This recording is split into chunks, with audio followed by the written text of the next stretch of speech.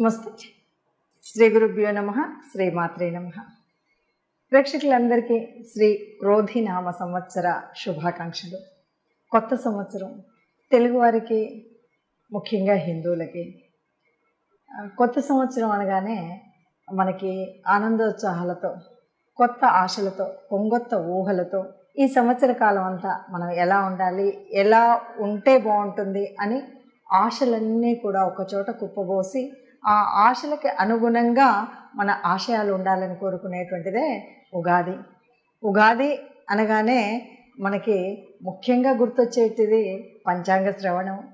మన ఈ సంవత్సరం అంతా కూడా మన యొక్క రాశి ఫలాలు ఎలా ఉన్నాయి, వీటిలలో మరి ఉన్నటువంటి ఈ రాశి ఫలాలకు అనుగుణంగా మనం ఎలా ఉండాలి, ఏ ఏ గ్రహాలు అనుకూలించట్లేదు, ఏ ఏ గ్రహాలు అలంకరిస్తున్నాయి, మరి అలాగే రాజ్యపూజ్యం ఎంత, అవమానం ఎంత, ఆదాయం ఎంత, వ్యయం ఎంత, వీటన్నింటికి అనుగుణంగా మనం ఏ రకమైనటువంటి ప్రణాళిక వేసుకోవాలి, ఇవన్నీ ఆలోచిస్తాం. అసలు పంచాంగానికి పూజ చేయకుండా ఏ తెలుగిల్లు కూడా ఉండదు. ఉగాది అనగానే ముఖ్యంగా మనం పంచాంగానికి పూజ చేసి తిథి వార నక్షత్ర యోగకరణాలన్నింటితో కూడా కలిసి మనకు ఎలా ఉంటుంది ఈ సంవత్సర కాలం అని చూసుకునేటువంటిది. అందులో భాగంగా మనం ప్రతి మాసం చెప్పుకునేటువంటి మాస ఫలితాలు కానీ, పక్ష ఫలితాలు కానీ, అలాగే ఈ సంవత్సర కాలం క్రోధి నామ సంవత్సరంలో ఒక్కొక్క రాశి వారికి ఎలా ఉంటుంది అంటే ఇది పూర్తిగా యాజ్ ఇట్ ఈజ్గా ఇలాగే ఉంటుందన్నది కాకపోయినా మనకి గ్రహాల యొక్క గమనాన్ని బట్టి ఇది ఎంతవరకు మనకి ఈ సంవత్సర కాలం ఎలా ఉంటుంది, రాబోయే ప్రమాదాలేంటి, వచ్చేటువంటి అదృష్టాలేంటి, వ్యాపారం కానీ, ఉద్యోగం కానీ, సంతానం కానీ, అన్ని విషయాల్లో మనకి ఎలా ఉంటుందో చెప్పేటువంటి విషయమే. దానికి ఒక్కొక్క రాశి యొక్క ఫలితాలు ఎలా ఉన్నాయి ఈ సంవత్సర కాలానికి చూద్దాం. ఇప్పుడు ఈ సంవత్సరం మనకు వచ్చేటువంటి సంవత్సరం పేరు క్రోధి. ఎందుకంటే ప్రభావ శుక్ల అంటూ చెప్పుకునేటువంటి ఈ సంవత్సరాలలో మనకి ఇప్పుడు వచ్చేటువంటిది క్రోధి నామ సంవత్సరం. ఎన్నో సంవత్సరం అంటే 38వ సంవత్సరం. ఈ 38వ సంవత్సరంలో మనకు ఎలా ఉంటుంది అంటే పేరుని బట్టే మనకు కొంత అర్థమవుతూ ఉంటుంది. ఎందుకంటే ఇవన్నీ కూడా ఈ సంవత్సరాలన్నీ కూడా బ్రహ్మ మానస పుత్ర నారద మహర్షి యొక్క మానస పుత్రికలు అంటుంటారు ఒక్కొక్క సంవత్సరాన్ని. మరి ఈ సంవత్సర నామాలని బట్టి కూడా మనం కొంత ఫలితాలని అంచనా వేస్తూ ఉంటాం. క్రోధి అంటే ప్రతి ఒక్కరికి కూడా ఓ రకంగా కోపం రావడం ఇలాంటివన్నీ ఉంటాయి. ఎందుకంటే ఇక్కడ ఉండేటువంటి నవనాయకుల యొక్క స్థితిగతులను బట్టి ఈ పరిస్థితి ఉంటుంది. మరి అలా ఉన్నప్పుడు ఏం చేయాలి, ఎట్లా చేయాలి అనేటువంటిది తెలుసుకుందాం. దానికి ఒక్కొక్క రాశి ఫలితాన్ని మనం చూద్దాం. వృషభ రాశి ఫలితాలు. వృషభ రాశి వారికి ఆదాయ వ్యయాలు ఎలా ఉన్నాయి ఈ క్రోధినామ సంవత్సరం అంటే ఆదాయం 2, వ్యయం 8. అంటే వచ్చేదానికంటే సంపాదించేదానికంటే ఖర్చు చాలా అధికంగా ఉంటుంది. అలా అన్నంతలో భయపడాల్సినటువంటి అవసరం ఉండదు. అది అవసరానుగుణంగా ఖర్చు పెట్టేటువంటి ఖర్చు అయి ఉంటుంది.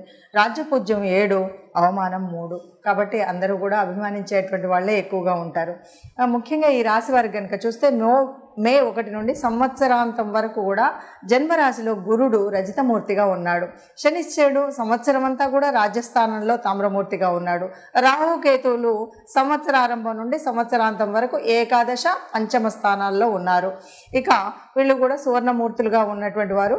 రాహు లాభస్థానంలో ఉండడం వల్ల అన్ని రంగాల వారికి విజయం కలుగుతుంది అని చెప్పచ్చు. అలాగే ఆర్థిక లాభం ఉంటుంది, ఆకస్మిక ధనలాభం కూడా కలుగుతుంది.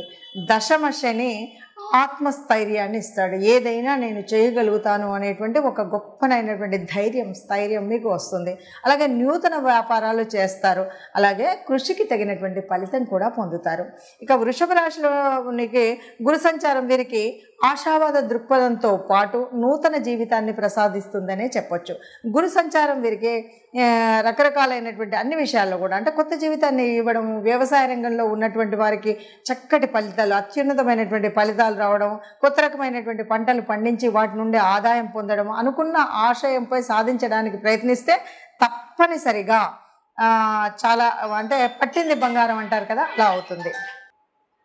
మన ప్రారంభంలో చూస్తే కొంతవరకు వ్యయరాశిలో ఉంటాడు కదా గురుడు, అలా ఉన్నప్పటికి కూడా శుభమూలక ధన వ్యయాన్నే కలగజేస్తాడు. అంటే ఓ పెళ్ళికి ఖర్చు పెట్టడం, ఓ ఉద్యోగానికి ఖర్చు పెట్టడం, ఇలాంటి శుభానికి ఖర్చు పెట్టేటువంటివే ఖర్చు చేస్తాను తప్ప అది అనవసరం ఖర్చు ఏముండదు. తదుపరి మరి జన్మరాశిలోకి వచ్చినప్పుడు గురు సంచారం వల్ల స్థానచలనం వల్ల స్థానభ్రంశం అయితే ఉంటుంది. కొద్దిగా మనం చెప్పాలంటే ఉదర సంబంధమైనటువంటి అనారోగ్య సమస్యలు అయితే ఉన్నాయి. తర్వాత కొంత కండరాలకు సంబంధించినటువంటివి, తలకు సంబంధించినటువంటి కొన్ని నొప్పులు ఇవన్నీ కూడా ఉంటాయి. వీటి అధిగమించడానికి గురువారం రోజు మనం ఎవరైనా సరే ఈ రాశి వాళ్ళు శనగలు ఇలాంటివి దానం చేయడం అనేటువంటి చేయాలి. వ్యవసాయదారులకు కృషి ఫలిస్తుంది. ఎవరైతే ఇప్పుడు రైస్ మిల్లులు ఇవన్నీ ఉంటాయి కదా, వీళ్ళందరికీ కూడా గతం కంటే ఆశించినటువంటి ప్రయోజనాలు చాలా ఎక్కువగా కనిపిస్తాయి. ఇంకా కొంత పాలకుల బెడద అయితే తగ్గుతుంది. అయితే మిశ్రమ ఫలితాలనే చూడొచ్చు అని చెప్పొచ్చు, ఎందుకంటే కొంత ముందు వెనుక ఉన్నది కాబట్టి. తర్వాత చేనేత పని వాళ్ళకు ఫలితాలు అంతంత మాత్రంగా ఉంటాయి. సినీ, గాయక, నాటకరంగ, కళారంగ సామాన్యులకు యాంత్రిక రంగం వారు ఎవరైనా ఉంటే వీళ్ళందరికీ కూడా అనుకూలంగా ఉంటుందనే చెప్పొచ్చు. దశమ స్థానంలో ఉన్నటువంటి శని సంచారం వల్ల కొంతమేరకు ఆశించిన ఫలితాలు ఇవ్వదు, దోషప్రదం. కొద్దిగా పాపకార్యాచరణ, వృత్తి నష్టం, కర్మభ్రష్టత కొద్దిగా ఉంటుంది. కొంత విఘ్నాలు, వ్యాకులత, ఆదాయ నష్టము, కీర్తి కొద్దిగా ఉంటాయి. ఉద్యోగంలో మాత్రం బాధలు, కష్టాలు కొన్ని కలుగుతూ ఉంటాయి ఉద్యోగ స్థానంలో. ఇవన్నీ మనం చూసుకోవాలి.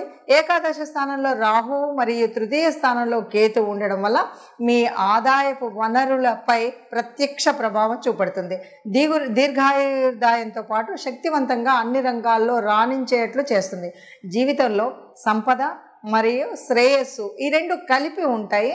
అప్పుడప్పుడు మనోవిచారం ఉంటాయి. కాబట్టి ఈ రాశి వారికి మనం ముఖ్యంగా చెప్పాలి అంటే కొంత రెండు కలిసినటువంటి మిశ్రమ ఫలితాలు ఉంటాయి అని చెప్పొచ్చు.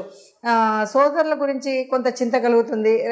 అట్లాగే హోటల్ నిర్వాహకులకు, గృహ నిర్వాహకులకు వీళ్ళందరికీ కూడా భాగస్వామ్య సంబంధ వ్యాపారాలు ఏవైనా ఉంటే అవి బాగా కలిసి వస్తాయని చెప్పొచ్చు. అయితే ఇందులో ఉన్నటువంటి 4 నక్షత్రాల్లో కృతికా నక్షత్రం వారికి మిగతా 3 పాదాలు ఏవైతే ఉన్నాయో శుభంగా కలిసి వస్తాయి. అట్లాగే రోహిణి నక్షత్రం వాళ్ళకి కొంత అంటే నవంబరు ఈ నెలల్లో కొంత దుష్ప్రవర్తన ఇలాంటివన్నీ ఉంటాయి. మృగశిర నక్షత్రం వారికి అక్టోబర్ నెలలో సరి అయినటువంటి నిర్ణయాలు తీసుకునేటువంటి చేయకపోవడం వల్ల కొద్దిగా ఆర్థికపరమైనటువంటి ఇబ్బందులు ఎదురవుతాయి అని చెప్పొచ్చు. విన్నారు కదా. మరి ఈ రాశికి మనకి ఇలా ఉంది అని చెప్పినప్పుడు ముఖ్యంగా ఇది ఒక్కొక్క మాసానికి ప్రత్యేకించి చెప్పట్లేదు, పూర్తిగా సంవత్సర కాలానికి. ఒక సంవత్సర కాలము అంటే మనం చక్కగా ప్రణాళిక వేసుకోవచ్చు.